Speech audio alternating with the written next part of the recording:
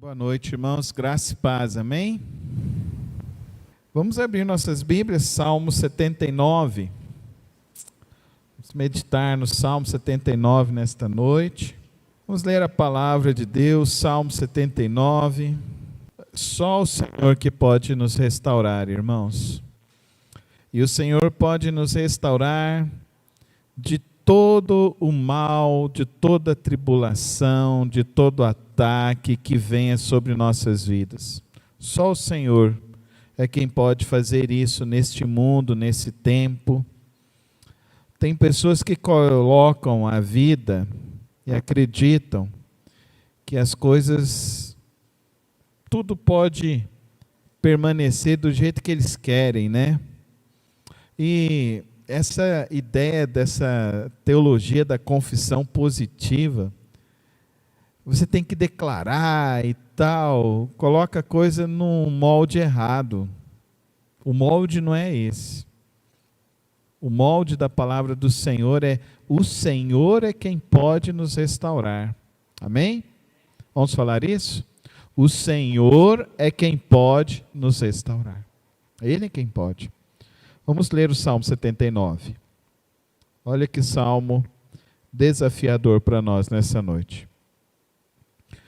Ó Deus, as nações invadiram a tua herança, profanaram o teu santo templo, reduziram Jerusalém a ruínas, deram os cadáveres dos teus servos às aves do céu por alimento, a carne dos teus fiéis aos animais selvagens. Derramaram o sangue deles como água ao redor de Jerusalém, e não há ninguém para sepultá-los. Somos objeto de zombaria para os nossos vizinhos, de riso e menosprezo para os que vivem ao nosso redor. Até quando, Senhor? Ficarás irado para sempre? Arderá o teu ciúme como fogo? Derrama a tua ira sobre as nações que não te reconhecem, sobre os reinos que não invocam o teu nome, pois devoraram Jacó, deixando em ruínas a sua terra. Não cobres de nós as maldades dos nossos antepassados. Venha depressa ao nosso encontro, e a tua misericórdia, pois estamos totalmente desanimados. Ajuda-nos, ó Deus, nosso Salvador, para a glória do teu nome. Livra-nos e perdoa os nossos pecados por amor do teu nome, porque as nações haverão de dizer: onde está o Deus deles?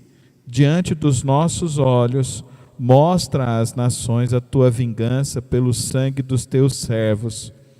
Cheguem à tua presença os gemidos dos prisioneiros, pela força do teu braço, preserva os condenados à morte. Retribui 7 vezes mais aos nossos vizinhos as afrontas com que te insultaram, Senhor. Então nós, o teu povo, as ovelhas das tuas pastagens, para sempre te louvaremos, de geração em geração cantaremos os teus louvores. Vamos orar? Santo Deus, eterno Pai, abrimos tua santa palavra nesta hora, ó Deus, para meditar, ó Deus, e compreender a tua vontade, o teu propósito para o nosso viver. Ajuda-nos, ó Deus, a ter entendimento da tua santa palavra nesta hora. Pai, que o nosso coração e a nossa mente se volte, ó Deus, com um verdadeiro interesse de conhecer mais da tua vontade e do teu querer. E que, ó Pai, as nossas mentes não sejam levadas, ó Deus, pelo engodo desta vida, mas que possamos, ó Deus, compreender o teu real propósito para o nosso viver, em nome de Jesus. Amém. Eu tenho lido esses salmos e nós estamos assim, no livro de Salmos, o livro mais denso e mais difícil, porque é o livro desse período do exílio pós-babilônico. Mas o Salmo 79, ele é um salmo que está justamente naquele período de ali Neemias. Lembra o período de Neemias? O período que um parente de Neemias vai até lá e ao chegar lá diz para ele o que está acontecendo em Jerusalém. Todo o muro de Jerusalém foi destruído, o templo foi devastado, e as pessoas que ficaram em Jerusalém eram só idosos, e eles não conseguiam então enterrar e sepultar os seus mortos. Às vezes a gente lê a Bíblia, às vezes a gente não consegue ver os momentos que estão ocorrendo, mas este salmo é nesse período que nós estamos vendo, desse período em que eles estão sendo escravizados, porque o povo, os líderes de Israel, se desviaram do caminho, se desviaram do propósito de Deus. Então, se você quer entender como que eles foram escravizados de novo, aí você tem que ler ali 2 Crônicas e você tem que ler o livro do profeta Isaías, que são contemporâneos, e você vai entender isso, que o povo se desviou, a liderança religiosa se desviou, e porque eles se desviaram, o povo novamente foi escravizado. E eles foram escravizados por quem? Inicialmente foram escravizados por Nabucodonosor. E Nabucodonosor, então, nós vamos nos lembrar então de Daniel. Daniel e seus amigos que foram levados à fornalha, Daniel que foi levado à cova dos leões, e que esse é esse período. Logo após ali, entre esse período, no período de Daniel, ele fica com 3 reis. Então ele vai ficar Nabucodonosor, vai pegar o rei Ciro, e depois ele vai pegar o filho do rei Ciro. Aí você pega, Neemias está no período do rei Ciro. E nesse período então está acontecendo isso. O relato do salmista está acontecendo isso. Então, para que eu e você tenha entendimento do que está acontecendo, qual é o período que eles estão compondo isso? Essa música, então, é uma música que estão dizendo, que eles estão falando do sentimento deles naquele momento de devastação. E desse momento de devastação acontece porque os líderes se afastaram de Deus e deixaram de confiar no Senhor. Então a família de Asaf, que era uma família então poética, compõe essa canção, aonde ele fala para nós o quê? Da angústia do povo de Israel, da angústia da destruição, da angústia de passar pela desolação. Agora, a gente vem para a igreja pós-moderna, e a igreja pós-moderna acha que a gente não pode passar por nenhum problema, por nenhum tipo de dificuldade. E aí começa um monte de líder fazer um monte de profecia aí que nada acontece. E aí o povo começa a sair das igrejas e ficar triste porque nada aconteceu na minha vida. Mas está aqui o livro, está aqui a palavra, nos dizendo aqui, nos dizendo que o pecado tem consequência, nos dizendo que às vezes nós passamos momentos de aflição, de dificuldade, para que possamos então ver a obra da restauração de Deus em nós. Por isso que eu coloquei para os irmãos logo de início a esperança. É Deus quem pode nos restaurar, não é a nossa força. Então, a gente viu aí, na época de estar se aproximando da campanha política, a gente viu nas outras campanhas políticas, um monte de pastor falando de profecia que tinha visto, que não sei o quê, e começou um monte de profecia aí que não se cumpriu. E o que é mais triste, esses caras ainda continuam falando nos púlpitos das igrejas, e as igrejas continuam ainda ouvindo esse tipo de gente. É triste. E isso revela o quê? E isso para mim traz uma preocupação, porque as pessoas estão levando pessoas ao desfiladeiro. E uma manada de gente está indo para o desfiladeiro, de não entender o propósito de Deus. A igreja não é para isso. A igreja é para apontar um único caminho, que é Jesus Cristo. O único caminho que nós estamos aqui para apontar é Jesus Cristo. Nós estamos aqui para apontar o caminho, que é o caminho, a verdade e a vida. E nós estamos aqui no Salmo 79, lendo esse salmo para entender que no momento de desolação e de dificuldade que eu e você venhamos porventura a passar em nossas vidas, nós não perdemos a nossa fé. E nós entendemos que nós podemos passar por essas situações. Então, hoje uma irmã da nossa igreja perdeu um bebê. Está grávida, perdeu o bebezinho dela. Então, acontecem momentos de desolação, de problemas. Mas o nosso Deus restaura. Não é mesmo, irmã Leila? A irmã Leila também passou por isso. Mas está aí, ó. Foi até desenganada, né, irmã? Falou que não ia nem poder ter filho. Está aí, as duas bênçãos da irmã. Porque o nosso Deus nos restaura. Amém, irmãos? Mas ela teve lá atrás. Um dia era pranto, né, irmã? Lembro da irmã com a sua mãezinha entrando lá na igreja, chorando. O irmão Alexandre chorando, desolado. Nós oramos e falamos, ó, nós vamos passar, mas Deus vai restaurar. Está aí a família linda para a glória do Senhor Jesus. 3 filhos, né, irmã? Que depois ainda Deus deu mais uma. Olha, uma mais crescida que os outros, né? Então, a bênção de Deus. Mas o evangelho não tem que viver numa pregação espúria. Por isso que eu gosto de estudar a Bíblia. E é um desafio. O Salmo 79 é um salmo, fala, irmãos, é um salmo fácil de ler? A gente não gosta, né? A gente gosta do Salmo 91, né? Aquele que habita no esconderijo do Altíssimo, a gente gosta desse, né? O Senhor é o meu pastor e nada me faltará, né, Paulinho? Agora lê aqui, Deus, está tudo dando errado. Deus, está tudo difícil. Deus, o que aconteceu? Deus, o Senhor não está olhando para a gente, o Senhor não está ouvindo. E o que é pior ainda, essa doutrina da teologia da confissão positiva, ainda pune quem está passando por dificuldade.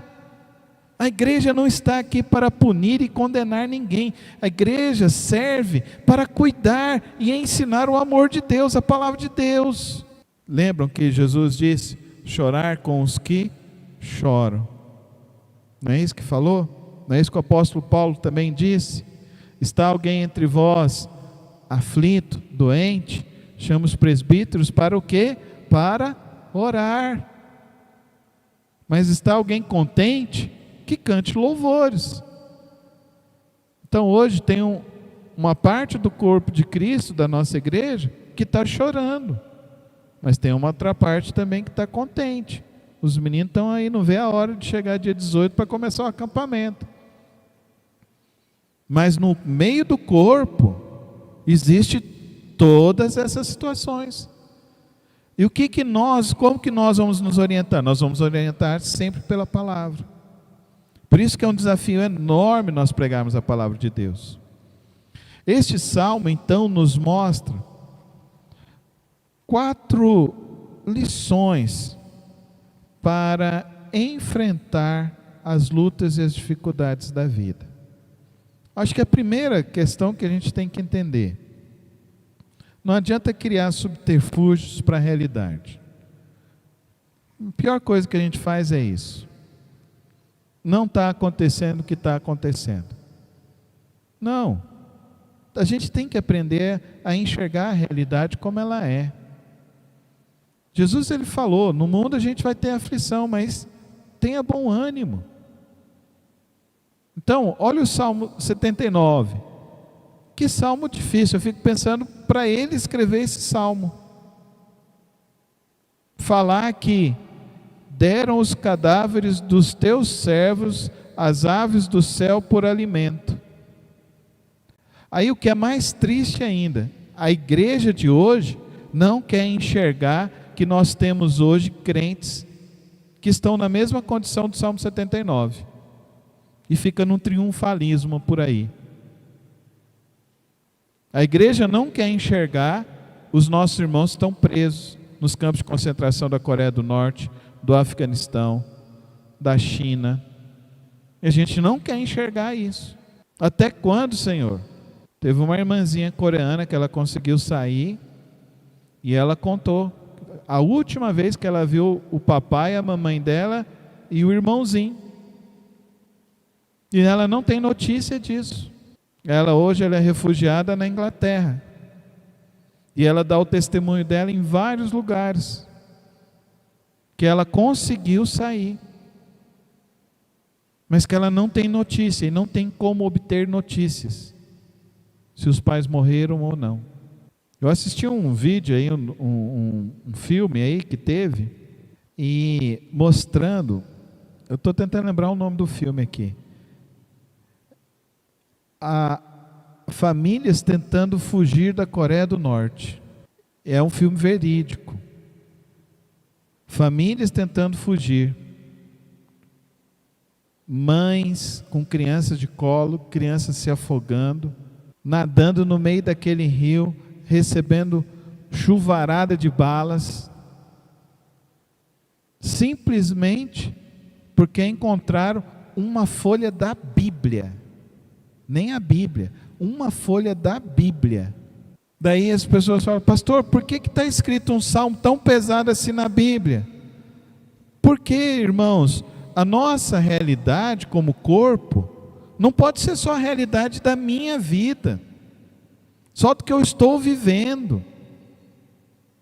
Vocês lembram que Neemias estava lá para servir o rei?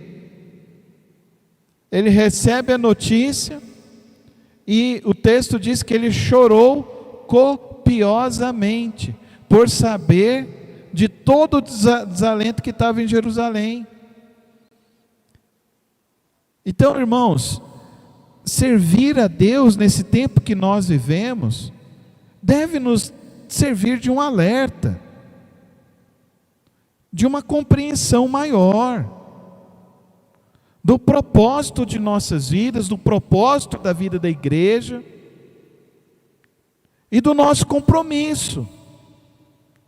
Porque tem irmãos nossos que estão presos porque confessam que Jesus Cristo é o Senhor. E eu falei 2 quarta-feiras atrás daquele pastor que está preso lá no Irã, mas que a família, graças a Deus, já está chegando no Brasil. E é mais uma família de refugiados aqui no Brasil, que está indo lá para a cidade lá no interior do Paraná, a cidade hoje que nós já temos 150 casas construídas pelas Missões Nacionais para receber refugiados, e mais uma família de refugiados que conseguiram sair. Então, queridos irmãos, a palavra de Deus, quando ela está escrita e está nos mostrando, é que nós precisamos aprender a ter uma visão maior. Então, a primeira lição que eu e você precisamos entender, que a vida com Cristo não é só o meu mundinho, não é só a minha vida, não é só a minha família, não é só a minha igreja, não é só a minha cidade. É um corpo muito grande, e que nós precisamos nos esforçar cada vez mais para servir a Deus. A segunda lição desse texto, queridos irmãos, é que quando as situações estão difíceis, vá orar. Mesmo que o seu coração esteja revoltoso. Verso 5. Até quando, Senhor? Tem gente que faz essa oração já. Até quando, Senhor? Senhor, o Senhor está irado comigo? Senhor, tem algum pecado, alguma coisa? Tem misericórdia, Senhor. Está aqui, verso 5. Clame a Deus pela misericórdia do Senhor. Busque a misericórdia do Senhor. E é interessante isso, porque nós nos apegamos, gostamos lá de Jeremias que fala: as misericórdias do Senhor são a causa de não sermos consumidos, e elas se renovam a cada manhã. Então a gente gosta, elas já se renovaram, mas nós precisamos às vezes orar e pedir: Senhor, tem misericórdia. Eu não sei qual a sua situação, mas eu sei que Deus pode ter misericórdia da sua vida, amém? Deus pode socorrer, é Deus quem vai nos socorrer, é Deus quem vai restaurar, é Deus quem vai transformar. Então não deixe de clamar, Não importa a luta, a dificuldade, continue clamando, continue se abrindo diante do Senhor. Terceira lição que eu vejo nesse texto: reconheça a sua própria fraqueza diante do Senhor. Verso 9 diz assim: ajuda-nos, ó Deus, nosso Salvador, para a glória do teu nome. Livra-nos e perdoa os nossos pecados por amor do teu nome. Oh, irmãos, Deus tem trazido algo no meu coração nesse tempo, porque eu vejo muitas vezes, principalmente nesse estudo do livro de Salmos, eu vejo muitas vezes o salmista pedindo perdão pelo pecado do povo. E às vezes eu fico pensando, será que realmente nós temos orado assim: Senhor, perdoa essa nação, perdoa os pecados dessa nação? Será que nós não falhamos em nossas orações, em reconhecer realmente que a gente vive, é um país bom, é um país muito bom, é um país maravilhoso. Você roda em tudo quanto é lugar que você for desse país, você pode prosperar. Pode prosperar. Eu lembro uma vez que eu fui numa cidadezinha aqui perto, Santa Bárbara. Aí eu estava lá conversando com um cara e parei lá para comprar uma farinha de mandioca, Renê. E ele faz uma farinha de mandioca temperada. Eu perguntei para ele: você mora aqui há quanto tempo? Ele falou assim: não, eu vim lá do Maranhão, cheguei aqui tem 20 anos. Aí eu vim parar aqui. Aí eu tinha uma terrinha, comecei a plantar as mandiocas e comecei a fazer a farinha. Agora eu tenho esse local aqui e eu compro dos outros agora. Eu não planto mais a mandioca, eu não ralo mais a mandioca. E agora eu ensinei as pessoas a fazerem isso, trouxe gente de lá. E ele falou, eu perguntei: você veio como? Ele falou: não, eu vim com a roupa do corpo. E hoje ele emprega a família, emprega outras pessoas. Eu fiquei parado, fiquei pensando: gente, como essa nação é próspera? Vendendo farinha de mandioca. E está lá prosperando, está com a casinha dele. Ele falou: nunca mais passamos necessidade, nem eu nem a minha família. Eu fico pensando nessas coisas, sabe, queridos irmãos, que como povo nós precisamos orar por esse país. Como crentes, nós precisamos orar ainda mais sobre esse país, principalmente quando se lança essa enxurrada de coisas demoníacas, do aborto, da liberação de drogas. Crente não pode sonhar com isso. Crente tem que abominar essas coisas. Eu postei lá no meu Instagram, eu era contra o aborto, e alguém entrou lá, virou e falou assim: mas e no caso do aborto? No caso do estupro? Eu falei assim: dá para mim o filho. Se precisar de ajuda, a gente ajuda no parto. Pode dar para mim a criança. Amém, igreja? Em nenhuma condição eu e você podemos apoiar o aborto. Deus tomou, louvado seja o nome do Senhor, amém, irmãos? É do Senhor a vida, não é minha, é do Senhor. Ainda mais sobre essa avalanche de coisas. Está vendo aqui que ele diz assim: ajuda-nos, ó Deus, para a glória do teu nome, livra-nos e perdoa os nossos pecados. Desde quando aprovou essa lei, eu comecei a orar. Eu comecei a orar ainda mais, porque agora estão querendo obrigar os médicos a fazer. Aí eu tenho 2 filhas que querem fazer medicina. Eu falei: ixi, Senhor, se uma delas escolher ginecologia, como é que vai ser? Vai ser presa por não querer fazer aborto? Porque eu sei que elas não vão falar: não, eu não faço. Ou nós vamos criar os nossos filhos para se acomodar às leis injustas desse país? Ou nós vamos viver dentro da injustiça dessa nação. Nós vamos continuar sendo corruptos, como um monte de crente aí que é corrupto, pastor que é corrupto, que fica se envolvendo com coisas que não deveria se envolver, tirando dinheiro da onde não deveria viver. Nessa noite, queridos irmãos, nós estamos vendo aqui essa oração que nós precisamos reconhecer nossa fraqueza diante do Senhor, mas devemos também buscar do Senhor o livramento para a nação. Livra-nos e perdoa os nossos pecados. Queridos irmãos, quando uma nação se levanta para querer matar crianças e assassinar crianças, é porque Deus tem propósitos grandes com essa nação. É isso que eu e você precisamos estar atentos. Deus tem propósitos grandes.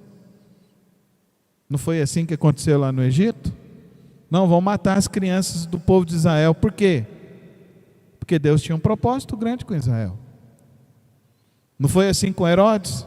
Não, vão matar as crianças dos judeus quando Jesus nasceu. Os menores de 12 anos é para matar tudo. Deus tinha propósito, porque Jesus veio para salvar. Então Deus tem propósito, amém, irmãos? Deus tem propósito com essa nação. Então não veja as notícias pelo lado negativo, mas veja as notícias pelo que eu e você precisamos agir. E como nós precisamos agir? Nós precisamos agir na oração. Essa oração, livra-nos e perdoa os nossos pecados dessa nação, amém? Livra essa nação dessa maldição. Livra essa... Irmãos, o nosso trabalho, irmãos, a gente ajuda 2 casas de recuperação. Vai lá hoje, lá na Águias de Cristo, e pergunta como que começou. Como que o cara que destruiu a família está lá. Começou com o quê? Começou com cigarrinho, começou na cervejinha, começou no negócio de maconha. Vai lá no Pão e Vida e vê como que aconteceu.